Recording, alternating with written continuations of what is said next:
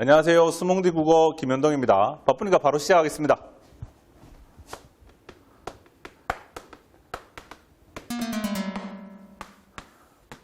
네, 오늘 다룰 제시문은 인문 예술 제시문에 대한 건데요. 이 문제를 푸는데 알면 쉽고 모르면 어려운 게 딱 하나가 있습니다. 그거 오늘 하나 해결하겠습니다. 2014년도 6월 반본질주의 제시문이랑 2015년도 수능 칸트의 취미판단 제시문입니다. 문제 유형 한번 보고 갈까요? 네, 이게 답니다. 맞죠? 국어시험에는 모든 문제가 일치 문제입니다. 이게 심각합니다. 무슨 말이냐면 옳은 말, 맞는 말 찾으라는 게 아니에요. 제시문을 읽고 요거랑 일치하는 말만 찾으라는 겁니다. 일치라고 하니까 좀 만만해 보이는데 이거 수학이라고 한번 해볼까요? 네, 이퀄 되는 거 찾으라는 겁니다. 심각해졌죠, 좀. 그러니까.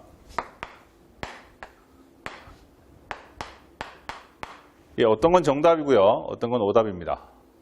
그럼 뭐가 일치해야 일치하느냐? 모두 세 가지인데요. 하나는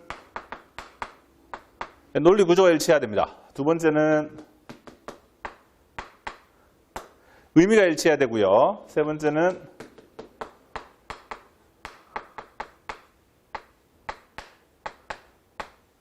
개념의 구조가 일치해야 됩니다. 오늘 다룰 내용이 의미 파트에서 관점에 대한 겁니다. 생각을 좀 잠깐 다르게 해볼게요. 자, 잘 보세요. 만약에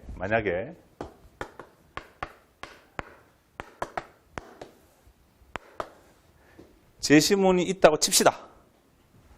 그리고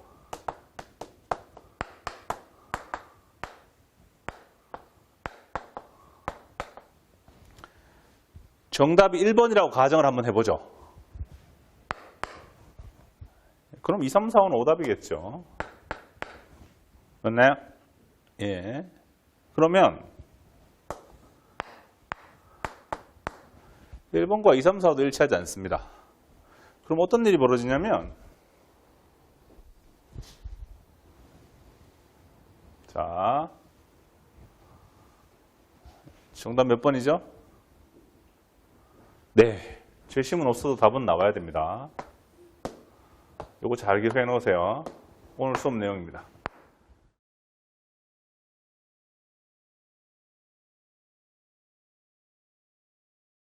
요 두 제시문을 이렇게 풀 겁니다. 여기 보셨죠? 답이 1번이라고 가정한다면 1번은 제시문과 일치합니다. 1번이 정답이기 때문에 2, 3, 4, 5는 제시문과 일치하지 않죠. 그럼 1번과 2, 3, 4, 5도 일치하지 않게 됩니다. 1번과 일치하지 않는다는 측면에서 2, 3, 4, 5는 자기들끼리 같습니다. 오늘 수업 내용 이거예요. 뭐가 일치하는가? 그리고 뭐가 일치하지 않는가입니다. 이 내용을 우선 정리해주고 이 내용을 가지고 저 두 제시문 한번 가볼게요.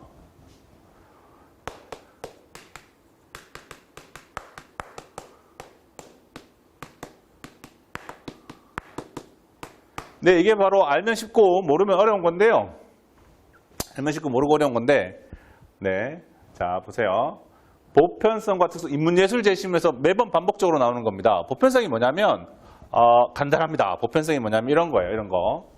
여러분들 다 알고 계신 이런 거예요. 예.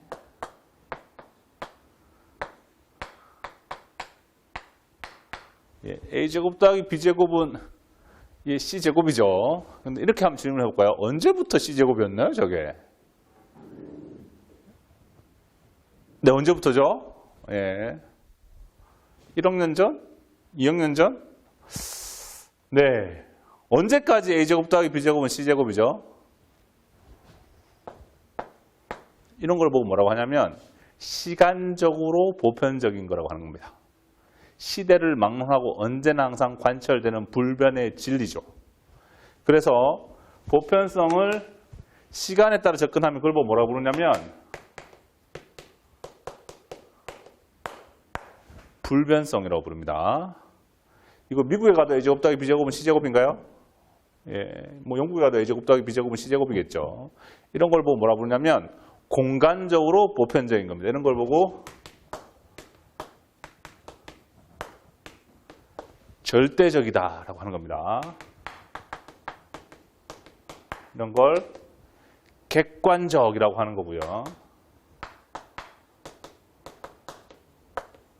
일반적이라고 합니다. 원리적이고요.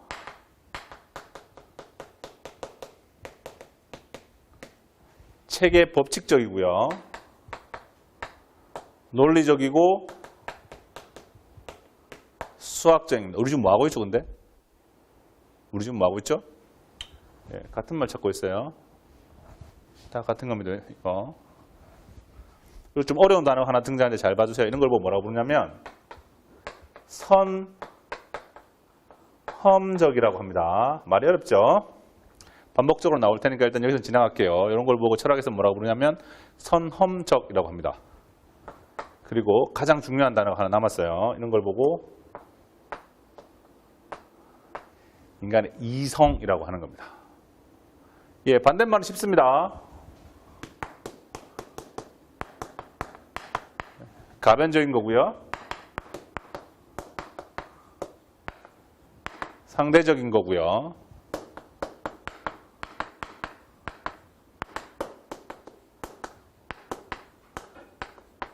주관적이고 개별적인 겁니다.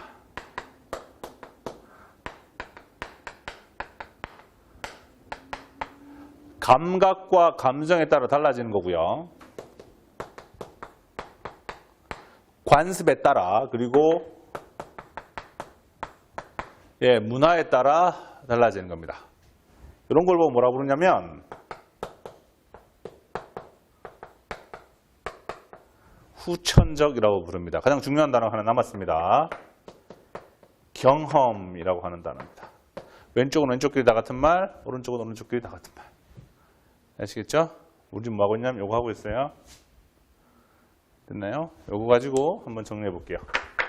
2014학년도 6월 반본질주의 제시문 첫 번째 문제입니다. 첫 번째 문제. 선지 2번부터 같이 한번 읽어볼게요. 2번. 개체의 본질은 인식 여부와 상관없이 개체에 내재하고 있다. 이거 해석이 되세요? 무슨 말인지? 인식 여부와 관계없이 내재하고 있다고. 인식을 하든가 말든가 간에 개체의 본질은 개체에 내재하고 있다고요. 왼쪽 오른쪽. 예, 왼쪽 오른쪽.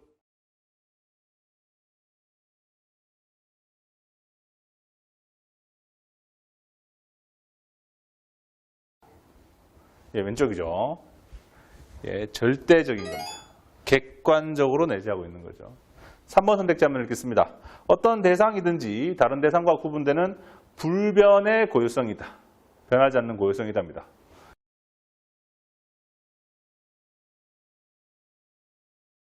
뻔히 보이죠? 왼쪽입니다. 5번 같은 종류에 속하는 개체들이 공유하는 속성은 객관적으로 실제한다. 예, 객관적.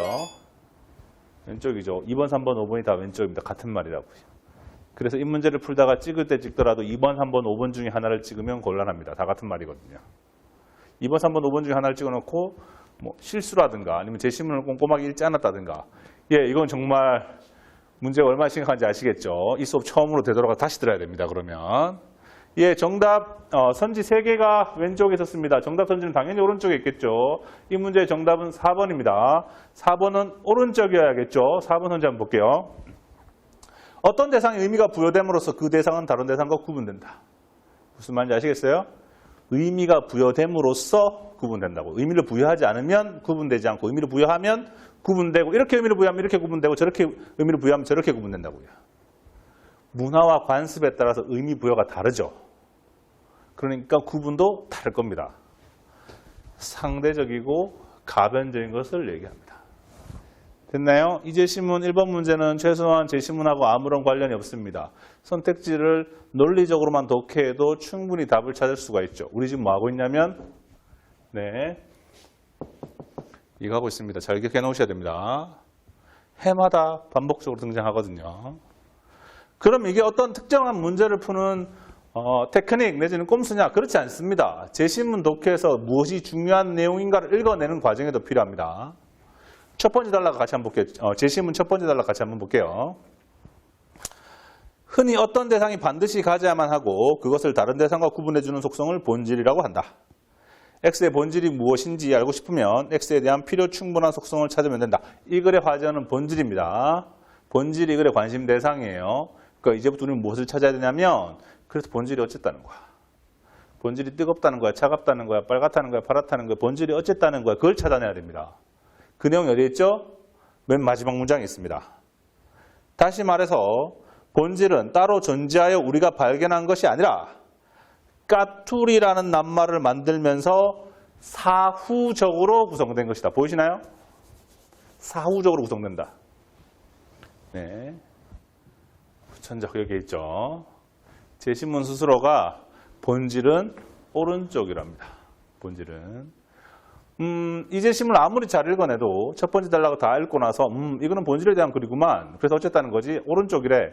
이거 이상의 메시지는 없습니다. 두 번째 단락에 다시 한번 확인해 볼까요? 두 번째 단락. 서로 다른 개체를 동일한 종류의 것이라고 판단하고 의사소통에 성공하기 위해서는 개체들이 공유하는 무엇인가가 필요하다. 본질주의는 그것이 우리와 무관하게 개체 내에 본질로서 존재한다고 주장한다. 반면에 반본질주의는 그러한 본질은 없으며 인간이 정한 언어 약정이 본질주의에서 말하는 본질의 역할을 충분히 달성할 수 있다고 주장한다. 이른바 본질은 본질이 어쨌다는 거죠. 이른바 본질은 우리가 관습적으로 부여하는 의미를 표현한 것이다. 여기 있죠. 됐나요? 제시문 독해도 그대로 쓰입니다. 그리고 이게 제 교재에 보시면 아시겠지만 지난 거의 한 20년 동안 한 6월, 9월 수능 합쳐서 한 40번 정도 출제됐습니다. 알면 쉽고 모르면 어렵습니다. 시간이 부족하다고 할 때 빨리 풀어야지라는 마음을 가지기보다 뭘 좀 잘 알면 빨리 풀어질 수밖에 없습니다. 제시문 안 봐도 답은 나오거든요. 제시문도 빨리 읽히거든요. 아시겠죠? 예, 연습 문제 한 문제 더 해보겠습니다. 2015학년도 수능 칸트 제시문입니다. 예, 제시문 같이 한번 볼게요.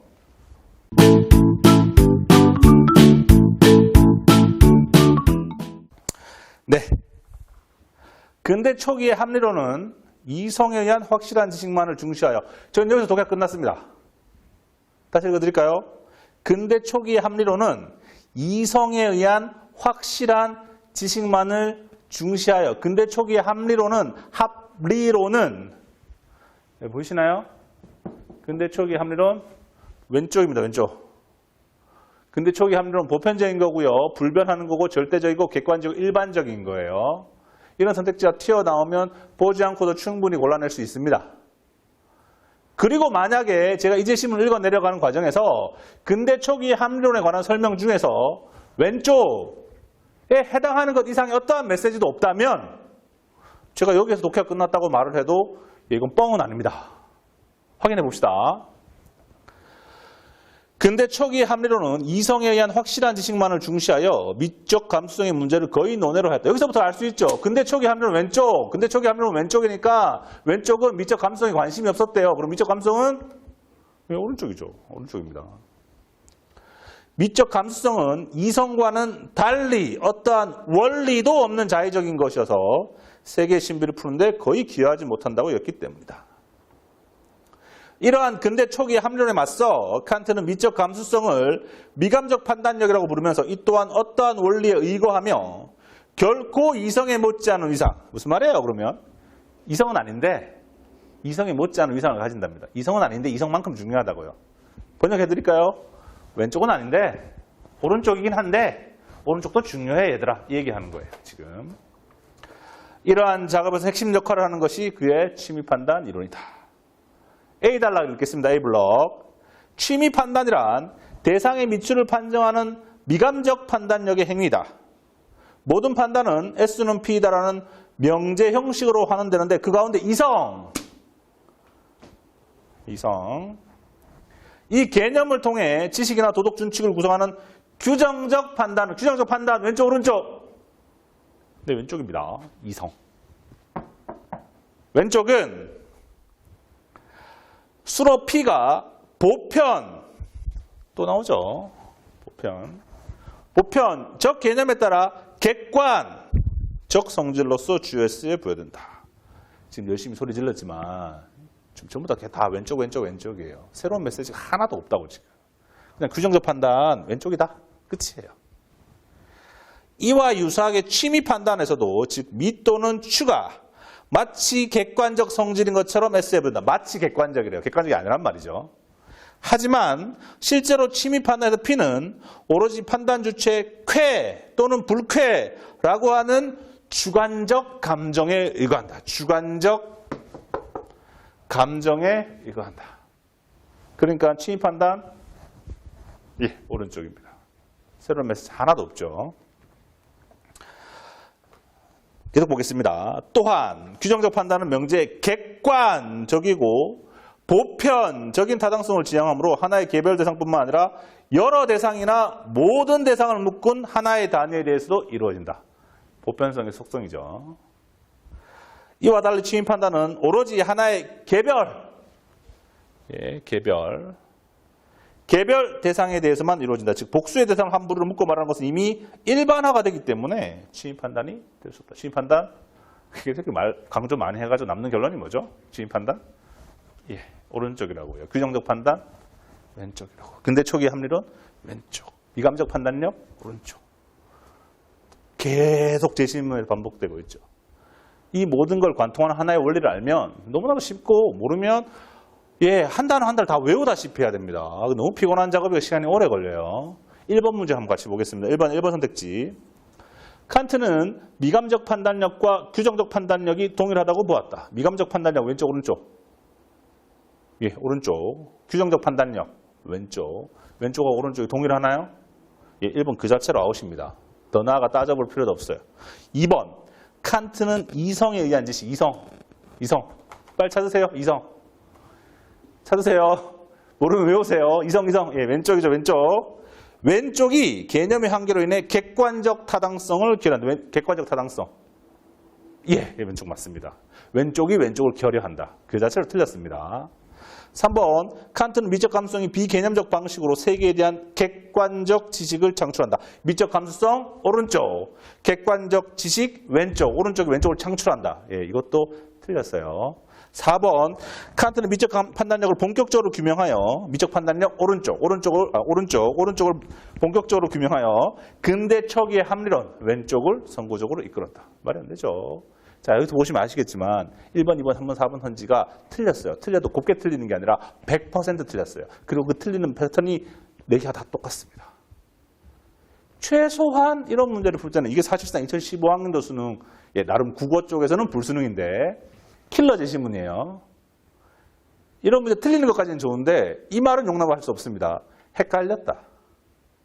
이건 말이 안 돼요. 제시문을 꼼꼼하게 못 읽었다. 이것도 말이 안 돼요.